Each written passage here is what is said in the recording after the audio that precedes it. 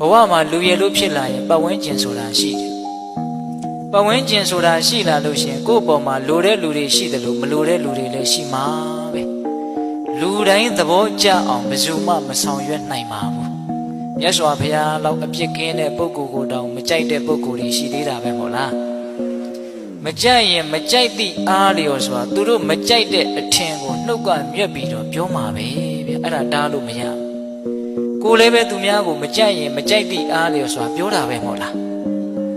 အဲ့တော့သူ့အထင်ကိုသူလွတ်လွတ်လပ်လပ်ဖော်ထုတ်တာကိုကိုကဘာခံစားရရရှိလဲစဉ်းစားကြည့်နော်တခါကြီးဒီမိုင်းများသူမကြိုက်လို့မကြိုက်ဘူးပြောတဲ့ကိစ္စ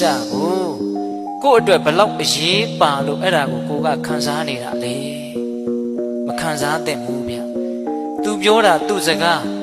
သူထင်တာသူ့အထင်ဟာကိုဘာမှတကယ်တမ်းကပြောင်းလဲသွားစေတာမဟုတ်ဘူးဆိုလိုတာကသူ့ရဲ့စကားတန်တွေဟာကိုယ့်အပေါ်မှာဘာအကျိုးသက်ရောက်မှုမှတကယ်စင်စစ်ကတော့မရှိဘူးဟုတ်လား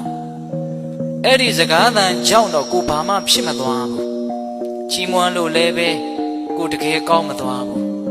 ပင်ကိုကမကောင်းရင်မကောင်းပဲကဲရဲ့လို့လည်းပဲကိုတကယ်ယုံမာတဲ့လူတစ်ယောက်ဖြစ်မသွားဘူးကိုပင်ကိုကဆိုးရင်ဆိုးမှာပဲကိုပင်ကိုကကောင်းရင်ကောင်းမှာပဲဟုတ်လား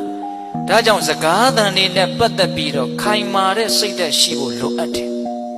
ပတ်ဝန်းကျင်ကပြောတိုင်းတုံလှုပ်နေမယ်ဆိုလို့ရှိရင်တရွက်6တရွက်လို့ကိုယ့်ရဲ့ဘဝဟာလွင့်မျောသွားနိုင်တယ်